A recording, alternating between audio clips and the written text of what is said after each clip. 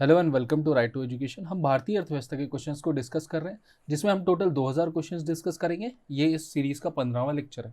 इस वीडियो में बने रहिएगा क्योंकि ये वीडियो बहुत इंपॉर्टेंट होने वाली है। चलिए शुरू करते हैं। विश्व का कौन सा देश गेहूं उत्पादन में सबसे आगे है? तो आंसर हो जाएगा चीन। जानकी रमन समिति का गठन किस उद्देश्य से किया गया था? तो यह प्रतिभूतियों के सौदे की जांच के लिए किया गया था। जो बॉन्ड्स होते हैं उनके इन्वेस्टिगेशन के लिए किया गया था। निगम कर किसके द्वारा लगाया जाता है? तो यह केंद्र सरकार के द्वारा लगाया जाता है। सबसे कम साक्षरता वाला केंद्र शासित प्रदेश कौन सा है? तो सबसे कम साक्षरता दर कहाँ है? तो दादर एंड नागर हवेली में है। मिश्रित अर्थव्यवस्था का क्या अर्थ होता है? तो जहां निजी व सार्वजनिक उद्योग साथ में काम करते हैं उसे मिश्रित अर्थव्यवस्था कहते हैं। उदाहरण के लिए जैसे यूएसए एक ऐसा देश है जहां सिर्फ निजी कंपनियां हैं। अगर बात करें रशिया की तो एक ऐसा देश है जहां सारी सार्वजनिक कंपनियां हैं। तो भारत में कैसी कंपनियां हैं? दोनों, सार्वजनिक भी हैं और निजी भी हैं। अगला क्वेश्चन है, पूर्व प्रधानमंत्रियों में से किसका नाम भारतीय करेंसी नोट पर देखा जा सकता है? तो यह है डॉक्टर मनमोहन सिंह। उसका कारण क्या है? क्योंकि ये पहले फाइनेंस मिनिस्टर रह चुके हैं। 1 रुपए के नोट पर किसके हस्ताक्षर होते हैं? तो यह केंद्रीय वित्त सचिव के हस्ताक्षर होते हैं। भारतीय रिजर्व बैंक यानी आरबीआई द्वारा 2005 में से पहले के नोट को बदलने के लिए घोषित अंतिम सीमा क्या थी? तो वह थी 30 जून 2016। प्रधानमंत्री जनधन योजना पीएमजेडीवाई के तहत किस राज्य ने 100% वित्तीय समावेशन हासिल कर लिया है? तो ये बहुत इंपॉर्टेंट क्वेश्चन है। तो वह राज्य है मेघालय। अगला क्वेश्चन है, 12 दिसंबर 1994 को GATT को यानी गैट को अस्तित्व समाप्त कर दिया गया तथा 1 जनवरी 1995 को इसके स्थान पर किस संस्थान को लागू किया गया था? किस संस्थान को बनाया गया था? तो यह विश्व व्यापार संगठन यानी WTO है। इसका हेडक्वार्टर कहाँ है WTO का? तो ये हो जाएगा जिनीवा, स्विट्जरलैंड में। अगले क्वेश्चन की बात करें, सबसे अधिक साक्षरता वाला केंद्र शासित प्रदेश कौन सा है?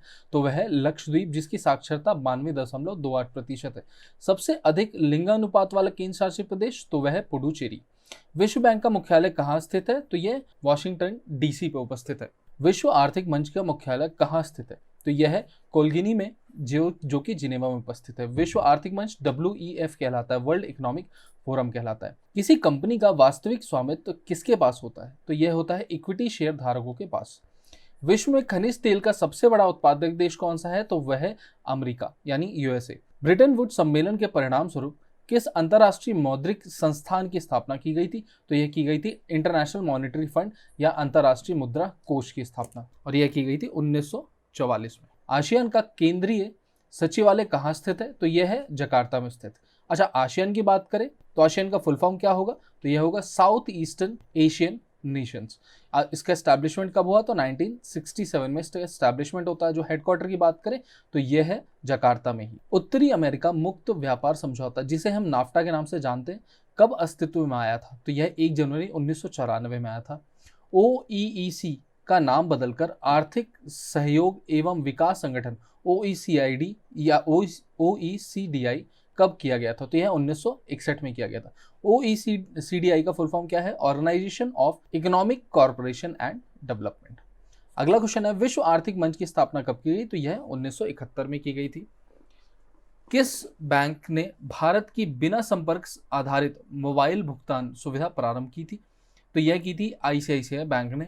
उपभोक्ता द्वारा स्वेच्छा से किसी वस्तु के लिए भुगतान करना और उसके द्वारा भुगतान किए गए वास्तविक मूल्य के अंतर को क्या कहा जाता है? तो इसे कहते हैं उपभोक्ता अधिशेष।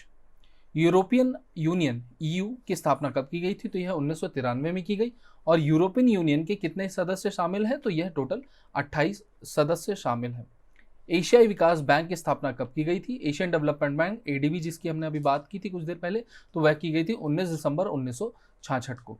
ब्रिक्स का गठन कब हुआ? तो यह होता है 2009 को। एपेक का सचिवालय कहाँ पर स्थित है? तो एपेक का सचिवालय है जो सिंगापुर में स्थित। दक्षिण पूर्व एशिया के 5 देश मलेशिया, सिंगापुर, इंडोनेशिया, फिलीपींस तथा थाईलैंड के आसियान की स्थापना कब की थी? तो यह की थी आसियान की स्थापना 8 अगस्त 1967 में। करेंसी एंड फाइनेंस पर वार्षिक रिपोर्ट का प्रकाशन किसके द्वारा किया जाता है? तो यह किया जाता है RBI यानी रिजर्व बैंक ऑफ इंडिया के द्वारा। GNP और GDP में क्या अंतर है? तो अगर GNP माइनस GDP कर देंगे तो हमें क्या मिलेगा? विदेश से शुद्ध साधन आय यानी net income from abroad. Company द्वारा लाभांश की घोषणा किस पर की जाती है? तो यह हमेशा सब्सक्राइब पर की जाती है, सब्सक्राइब पूंजी पर की जाती है। निजी क्षेत्र के काशीनाथ सेठ बैंक का विलय किस बैंक पर कर दिया गया है? तो यह भारतीय स्टेट बैंक में कर दिया गया है। भारतीय रिजर्व बैंक यानी आरबीआई डैश का नियमन प्राधिकरण है, तो यह बैंकों का नियमित प्राधिकरण है। 1 और 2 रुपए के सिक्के डैश से बनते हैं, तो ये बनते हैं फेरिटेज स्टेनलेस स्टील से। कौन सी फसल राष्ट्रीय फसल बीमा योजना को दर्शाती है? तो यह है पीएमएफबीवाई यानी प्रधानमंत्री फसल बीमा योजना। 1 अप्रैल 2010 से बैंकों के बचे खाते पर यानी बचत खातों की शेष राशि पर डैश ब्याज देना शुरू किया है, तो यह दैनिक आधार पर ब्याज देना शुरू कर दिया गया है। 2011 की जनगणना के अनुसार किस राज्य की दशकीय वृद्धि दर ऋणात्मक रही? तो वह रही नागालैंड की, जो है 0.47%। किस राज्य में महिला साक्षरता सबसे कम है? तो वह है राजस्थान में।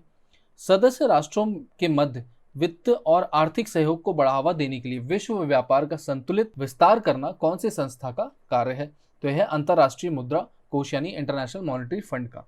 गैट यानी general agreement on tariff and trade की स्थापना कब की गई थी? तो ये 30 अक्टूबर 1947 को की गई थी। और याद रखेंगे इसी के बाद 1995 में गैट को खत्म करके क्या बना दिया गया था?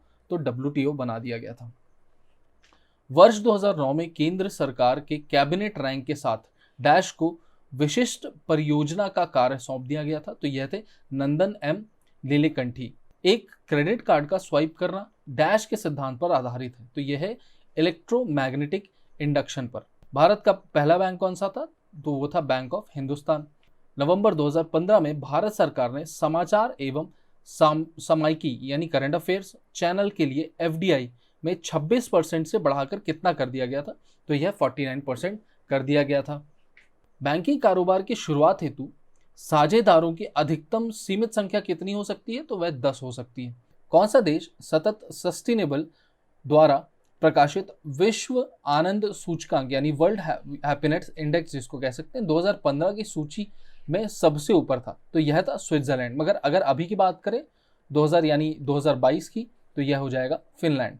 ठीक है, फिनलैंड। किसको हाल ही में ब्रिक्स देशों के नए विकास बैंक के प्रमुख के रूप में नियुक्त किया गया है, जिसने इन्फोसिस लिमिटेड के अध्यक्ष के रूप में भी सेवा की है और अतीत में ICICI बैंक के कार्यकारी अध्यक्ष रहे हैं? तो यह है KV कामत। स्थानीय संपत्ति की खरीदी हेतु बाह्य स्रोतों के उपलब्ध राशि में बढ़ोतरी को क्या कहा जाता है? तो इसे कहा जाता है पूंजीगत अंतर्वाह।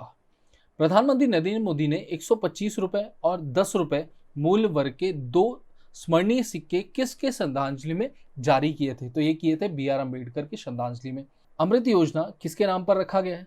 तो याद रखेंगे अमृत योजना क्या है? तो यह है आदिवासी क्षेत्र में गर्भवती और स्तनपान करने वाली महिलाओं के पोषण की जरूरतों को पूरा करने के लिए एक पहल है। क्या है? अमृत योजना। तो इसको अब्दुल कलाम के नाम पर रखा गया है। हीरो का व्यापार करने वाली अग्रिम कंपनी डी बियर्स किस देश की है? तो यह है दक्षिण अफ्रीका की। ग्रामीण महिलाओं के आर्थिक सुरक्षा प्रदान करने के लिए एवं उनकी बचत की प्रवृत्ति को प्रोत्साहन देने के लिए महिला समृद्धि योजना कब प्रारंभ की गई थी? तो इसे 2 अक्टूबर 1993 को प्रारंभ किया गया था। क्षेत्रीय ग्रामीण बैंक को उनके प्रवर्तक बैंक यानी स्पॉन्सर बैंक में विलय करने की संस्तुति किसने दी थी? तो यह दी थी प्रोफेसर AM खुसरो की अध्यक्षता में 1989 में गठित एक कृषि साख समीक्षा समिति ने। संयुक्त राष्ट्र विकास कार्यक्रम UNDP डैश पर केंद्रित है? तो यह वैश्विक विकास की चुनौतियों के समाधानों पर जो है केंद्रित है। इसका जो एस्टैब्लिशमेंट हुआ था वो 1965 में हुआ था। और अच्छा याद रखना है UNDP ही SDI रिपोर्ट जारी करता है और इसका हेडक्वार्टर कहाँ पे है? तो ये है न्यूयॉर्क में। भारतीय मुद्रा के नोट कहाँ मुद्रित किए जाते हैं? तो यह किए जाते हैं नासिक में। MS स्वामीनाथन नामक भारतीय अनुवांशिकी ने किससे प्रमुख भूमिका निभाई थी? तो यह हरित क्रांति में इन्होंने एक प्रमुख भूमिका निभाई थी। मेक इन इंडिया का प्रतीक यानी लोगो किसका बना है? तो ये बना है कॉक से बने शेर का, यानी क्या कहा जा सकता है कि जो पुर्जों से बने शेर से बना हुआ है। भारत की स्टैंड अप योजना की मंशा क्या है? तो यह है अनुसूचित जाति या अनुसूचित जनजाति और महिला उद्यमियों के बीच उद्यमशीलता को बढ़ावा देना। तो यह है स्टैंड अप इंडिया का उद्देश्य। भारत सरकार द्वारा 2012 से 17 की डैश पंचवर्षीय योजना का ड्राफ्ट तैयार किया गया था। तो यह थी 12वीं पंचवर्षीय योजना जो थी 2012 से 17 तक। केंद्र सरकार की नर्सरी स्कूल योजना किससे संबंधित है? तो यह संबंधित है युवा के मन में पर्यावरण के प्रति जागरूकता पैदा करने से संबंधित। भारतीय मुद्रा नोट में अग्रभाग पर दिखाई देने वाली भारतीय रिजर्व बैंक ऑफ इंडिया के मुद्रण के लिए किस तकनीक का प्रयोग किया जाता है? तो यह किया जाता है इंटेग्लियो प्रिंटिंग का। भारत गणराज्य में वित्तीय आपात स्थिति डैश द्वारा घोषित की जाती है, तो यह राष्ट्रपति के द्वारा घोषित की जाती है ना। वित्तीय आपातकाल जो कि अनुच्छेद 360 में दी हुई है, और आज तक भारत में कभी वित्तीय आपातकाल नहीं लगाया गया। मनी लॉन्ड्रिंग बिल किसका उद्देश्य क्या है? तो इसका उद्देश्य है अवैध रूप से प्राप्त किए गए धनों का आवाजाही पर निगरानी रखना। ऐसी विदेशी मुद्रा जिसमें शीघ्र पलायन कर जाने की क्या हो, स्थिति हो या अवस्था हो, वह क्या कहलाती है? तो यह कहलाती है गर्म मुद्रा यानी हॉट करेंसी। भारत के किस राज्य में शिशु मृत्यु दर सबसे कम है? तो वह है केरल राज्य में। 11वीं पंचवर्षीय योजना के मध्यावधि समीक्षा के औसत आर्थिक वृद्धि दर का लक्ष्य 9% से घटाकर कितना कर दिया गया था? तो इसे 8.1% कर दिया गया था। भारत में उत्तर प्रदेश राज्य का प्रथम स्थान किन किन उत्पादों में है? तो यह है खाद्यान्न उत्पादन में, दुग्ध उत्पादन तथा गन्ना उत्पादन एवं चीनी उत्पादन में प्रथम स्थान है उत्तर प्रदेश का। ईयू देश की साझा मुद्रा क्या है? तो यह है यूरो। यूरोपियन यूनियन यानी ईयू का मुख्यालय कहाँ स्थित है? तो यह ब्रुसेल्स में स्थित है। औद्योगिक क्रांति यानी इंडस्ट्रियल रिवॉल्यूशन सर्वप्रथम किस देश में लागू हुआ था? तो यह इंग्लैंड में लागू हुई थी। किसी विदेशी वित्तीय वर्ष में के लिए केंद्र सरकार का बजट घाटा किसे प्रदर्शित करता है? वह धनराशि जो सरकार को उधार लेनी पड़ती है, यानी एक देश में जब भी एक वित्तीय घाटा होता है तो उस घाटे को सरकार को उधारी लेनी अनिवार्य होगी। इसी तरीके के और वीडियोस के लिए चैनल को सब्सक्राइब तथा वीडियो को लाइक करना ना भूलें। Thank you.